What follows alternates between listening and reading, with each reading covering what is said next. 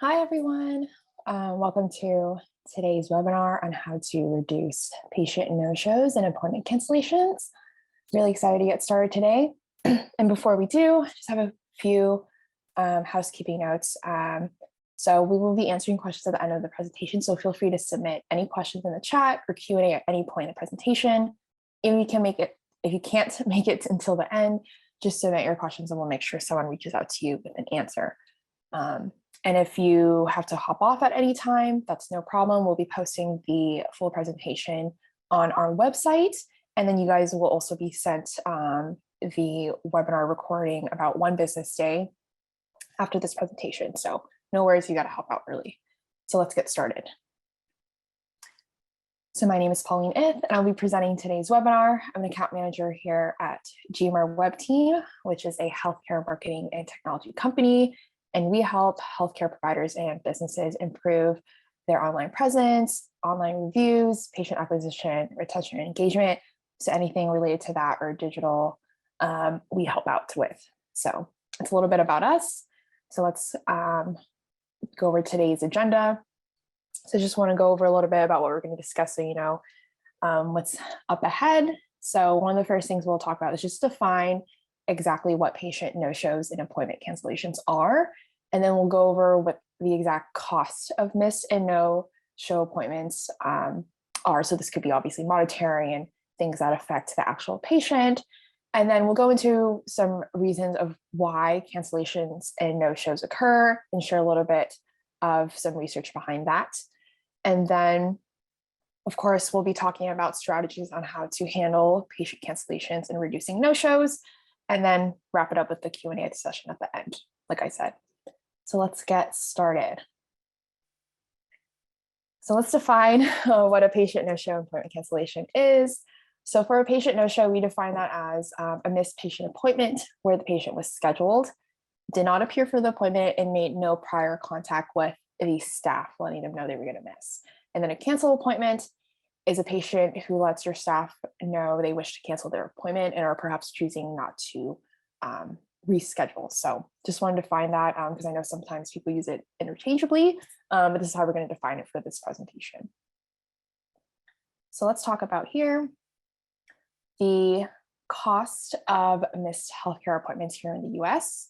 So the total cost of missed healthcare appointments in the United States every year is an astronomical $150 billion. So on average, we find that each open, unused time slot costs a physician about $200 on average. So it's just the monetary value, and this number is taking into account of no-shows and patient cancellations. But besides the monetary value, that really affects practices, but missed appointments can also pose a serious health risk for patients. So it can mean the difference between catching a disease early on or too late. So patients, don't really think about this when they miss an appointment, but you can imagine if they're continuing to miss care, even especially for preventive health, it really does cost them in the long term, right? So another thing too, it just really affects the staff. So scheduling, missed appointments is just inefficient, right? So it wreaks havoc, raises stress levels for the health systems that you're not seeing the patients and providing the care that you need. And obviously patients are missing the care. So with so many high-tech digital reminders at our disposal, you might wonder why the problem continues to exist. So we're going to dive into a little bit of that next. So cancellation no-shows, I don't think can be 100% preventable, but of course we can reduce the risk, right? But we want to take a look at some research about why they occur. So several studies exist to examine the reasoning behind that. Some suggest that, gender, age, income, appointment lead times, and satisfaction with previous visits really have a strong effect on, no-shows and cancellations. We took a look at one research from Griffin Faculty Physicians and Griffin Hospital Wellness Clinic, and they surveyed patients who missed appointments and found, the following reasons here. So the number one reason is patients just forgetting or not knowing about their appointments. That's the biggest contributor to patient no-shows. So I know a lot of patients do try to set personal reminders on their mobile devices, but there's still a chance they may forget, especially if the lead time is pretty long, right? And another major reason too that they cited is personal or work issues. So even if the patient remembers the appointment, they just might be too busy maybe caring for a child, they can't get out of work in time, they're just busy caring for someone else, they can't make it, especially if they have to physically come into the appointment, right? And another reason that's cited that is a lower percentage, but still a factor, is lack of transportation. We're located here in California, so a car is definitely a must in order to get anywhere here. Public transportation isn't as reliable. In other states, that might not be an issue in other cities, but definitely if the patient does not have a car or someone who can, or they cannot drive, that's definitely going to factor into whether they get to their appointment or not, right? Especially if they have to be physically seen. And then other reasons that are kind of rounding up the last few are just insurance, dissatisfaction with previous care, or just the practice itself, and then maybe being too ill. So insurance, this could be related to them having to front a lot of the out-of-pocket costs, and then they just choose to skip out on their appointment. So those are some reasons cited here. I also want to dive into a little bit of first-time appointment cancellations, because that's definitely a problem I've heard some of my own clients, having to deal with. So took a look at some data from Athena Health, and they found that first-time appointment cancellations are typically correlated with how far appointments are scheduled. So the longer a patient has to wait to be seen, the more likely they're going to cancel, especially if they can find another provider that can see them soon, right? So waiting more than a month, you can imagine if they really need care, they're going to try and go somewhere else. Athena actually cited that OBGYNs are one of the most affected by this and have the longest lead times. You can imagine if they're seeing a lot of patients, especially if mothers are expecting, they're going to be, having a lot of appointments booked. So it's a little difficult for some OBGYN practices to get, a shorter lead time. Other specialties that have this issue, Athena cited, is rheumatology, neurology, gastroenterology, pulmonology. They typically have 25 plus wait times for the first appointment. And of course, ideally in a perfect world, you get the patient in same day or next day, but I know that's not always possible, especially for high volume practices. But of course, this is where engaging the patient, kind of setting the expectations of the great care they're going to receive really come into play in terms of trying to combat these long lead times for appointments. And of course, we're going to go into a few strategies coming up that can also combat this issue in terms of first appointment cancellations due to lead time. So let's dive into this. So of course, one of the first things I want to note is that, when you first receive a patient cancellation, especially if it's a phone call, you really want to make sure your staff has a plan in place to learn why they are canceling and possibly reschedule, especially because you have them on the phone right away. If they send in, note via email or something, and you can't immediately fill it out, then your second best bet is to obviously try to move some schedules around. If you have a wait list, moving people on the wait list into that newly formed slot, or moving some people who are towards, maybe a month or two down the road or a month down, moving them into the newer spot. So that's kind of a way you can kind of shuffle things around. But of course, besides the last minute scramble to fill these appointment times, I really recommend using an automated patient appointment reminders. So like we mentioned previously, patients really forget, their appointments. That's the most common reason they didn't make it. So I think with all the tools and technology we have nowadays, automated reminders are just a great way to bring down these no-show rates or boost appointment confirmations. And these reminders can be sent via, phone calls, text, or emails. I know the old school way is typically calling, usually a day before to remind, but sometimes that's not enough. A day before, I've gotten calls maybe at like 5 p.m. the next day. If you don't have enough time to go, then it results in a lost appointment anyway. So I recommend sending out a few reminders, especially via text. A lot of people are always on their smartphone nowadays, so that's one of the best ways to do it. And I really recommend having a way to confirm the appointments. I know some reminders just send out a reminder, but having a way to confirm really helps out the staff in terms of better scheduling, slot utilization, like we talked about previously. So if someone didn't confirm, could move things around, find out what happened. So that's why I like the confirmation aspect of any appointment reminder.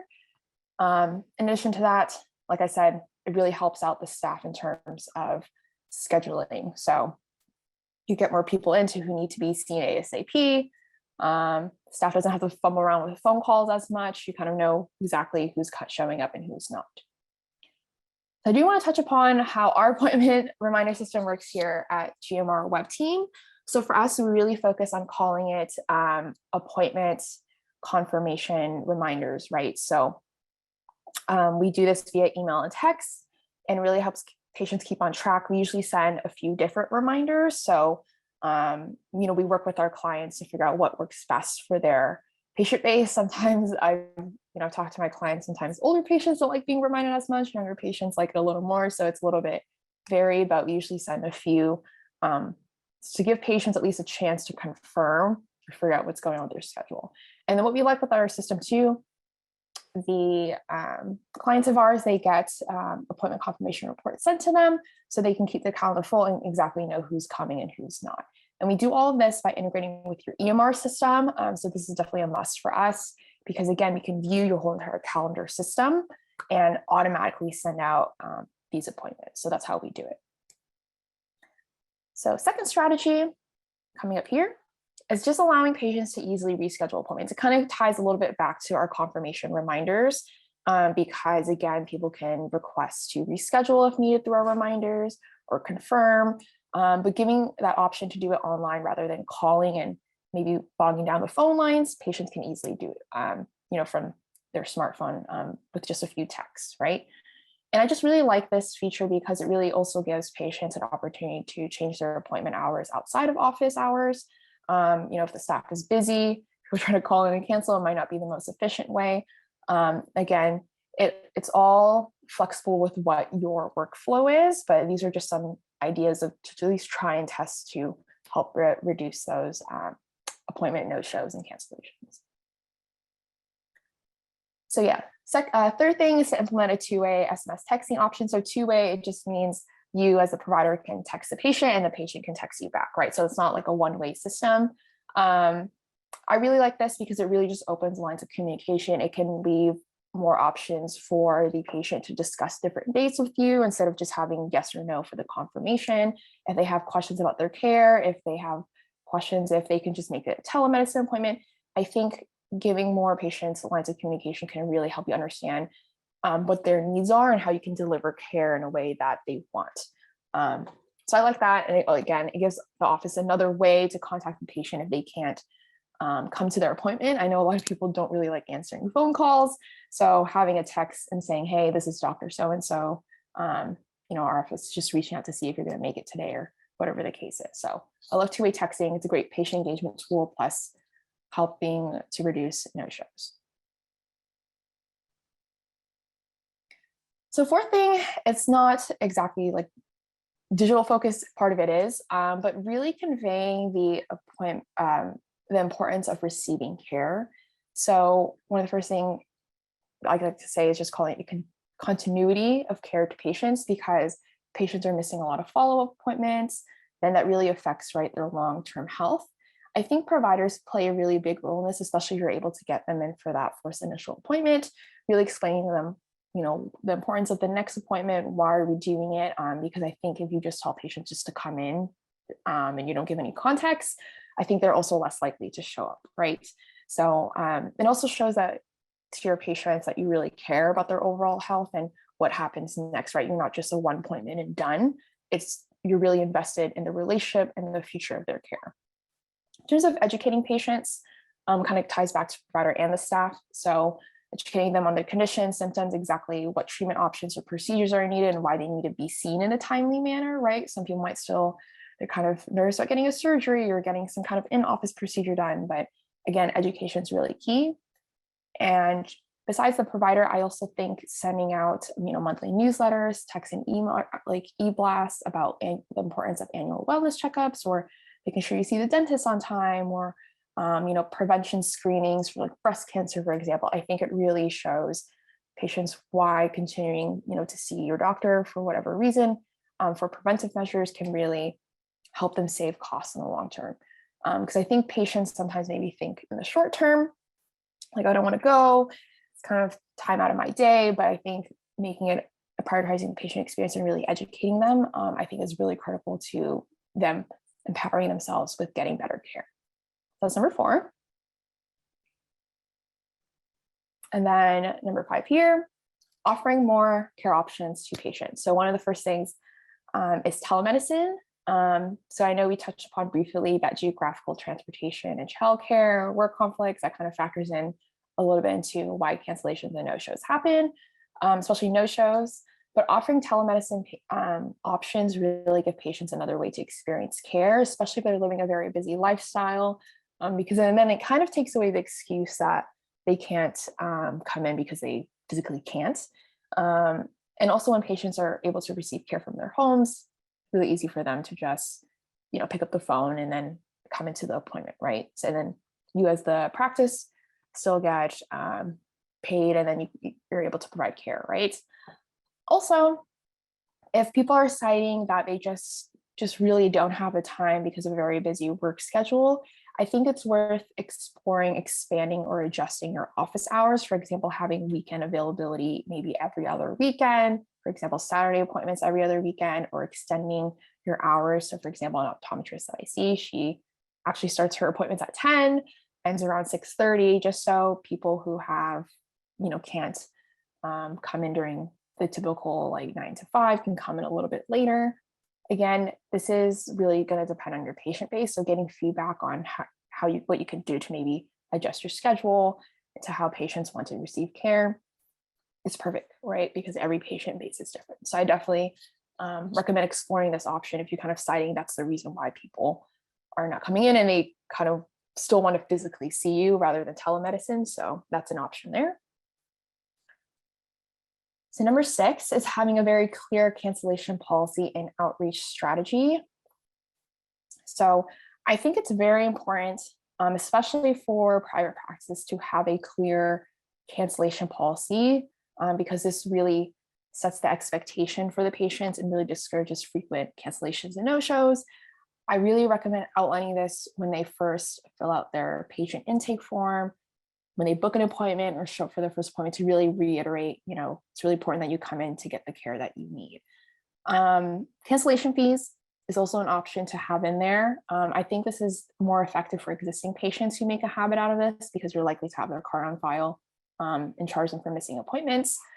A lot of the practices I work with, they usually have some kind of cancellation or rescheduling fee if a patient does it, within 48 hours of the appointment. They do this because if you have a little bit more time, then you can fill out the schedule a lot better, rather than scrambling super last minute. So I definitely recommend that. And then last thing is really just to make sure you track those habitual no-shows and cancellations. If patients are known for canceling or not showing up, especially for that first, keep track of them, reiterate that cancellation policy if they do end up coming in. Additionally, if you're kind of noticing the first, appointment cancellation, I really think, following up is really important. Again, that cancellation policy really sets that boundary and saying, this is what we expect out of our patients in order for us to give you the care that you need, right? So that's kind of how you want to phrase it, and also respect other patients' times, right?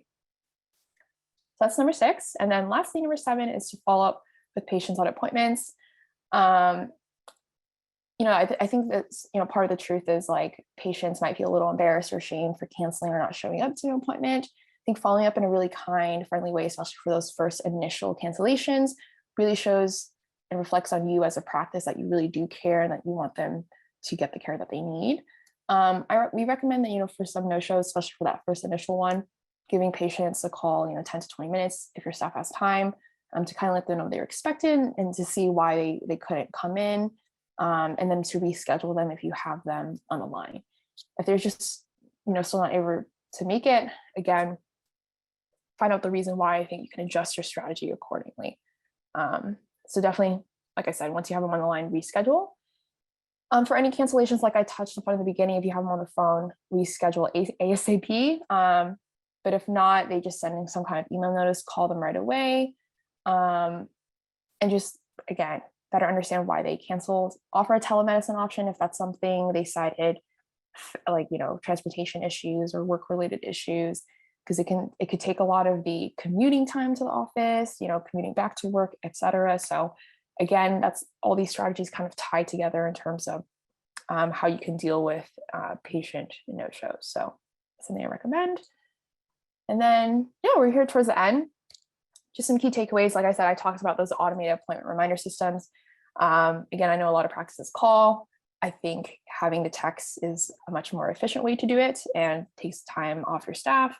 And then also communicating the importance of continuity of care, right? Because if they don't come in for the care, it affects them, especially in the long term, in terms of costs and their health. And then having a cancellation policy in place is really important, because you want to, again, set those boundaries, set expectations that you require something from the patient in order for them to get the care they need, right? Because I think a mutual respect and relationship is very important to have with your patients. So yeah, let's see, any questions on, reminders, anything of that? So I'm going to take a look right now and see if we have any questions here. Give me a second here.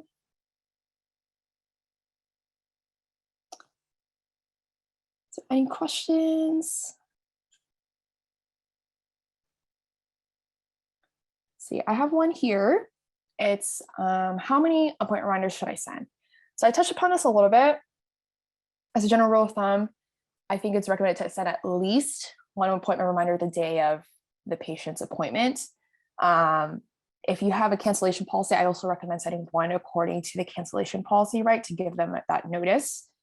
So they don't feel like, okay, you didn't remind me, now I have to pay the fee. If you're going to send a few more, I would say 1 week before, a couple days before the appointment, and then of course the morning of. If they've confirmed their appointment, don't send them any more. Trust them that they're going to show up on time. But I would say no more than 3 because you don't want to annoy your patients. But again, the feel of your patient base, if they like a lot of reminders, great. Some of the younger audiences might, some of the older patients might not. But kind of working, experimenting with that is important. Let's see what else we got here. Someone asked, how about if you did all that, do you have any more ideas on anything else to do? So I think that will depend on what the situation is. So are you having like more first time appointment cancellations, or are you having more follow-ups? Because I think that will dictate what you do with each one. Because if it's first time appointments, I think follow-up, okay. So with follow-ups, I think the education piece is important. I don't know how often you're sending the education reminders, but I think that's critical. If people are continuing to reschedule and fail to show up, I think it could be worth having a very serious conversation that you might have to, provide them an option for another provider, because if it's really habitual and they're really not showing up, then at the end of the day, that's a lot of work for your staff to try and make sure, to keep them on board.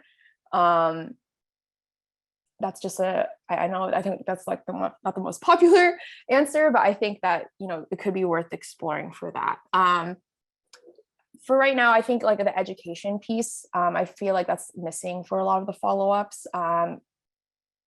for just making sure they know the reason why they're coming in, because I think if they don't know why, then that might struggle. And then also I think surveying too, if you kind of realize, okay, still we do all this and there's not a lot of follow-up visits. I don't know if it has to do maybe with the care they're receiving, or anything like that. I think it's worthwhile to also survey those patients who've missed follow-up appointments and see if they respond to a survey asking why, because I think that can help fill in some of the gaps, because again, every patient base is different. I think that could be an option for you to at least figure out why in order to strategize what to do next.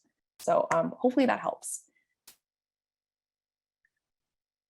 Okay, any other questions in terms of appointments or anything like that? I'll give maybe a few minutes for anyone to type it up. Okay, awesome. I'm glad that helps.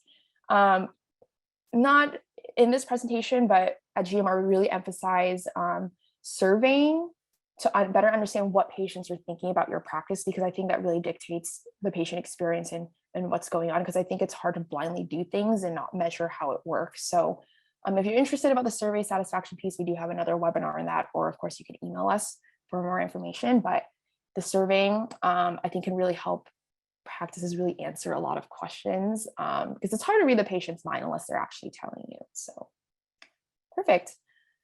Okay, so I think that's all we have for the presentation today. I want to thank everyone for joining us.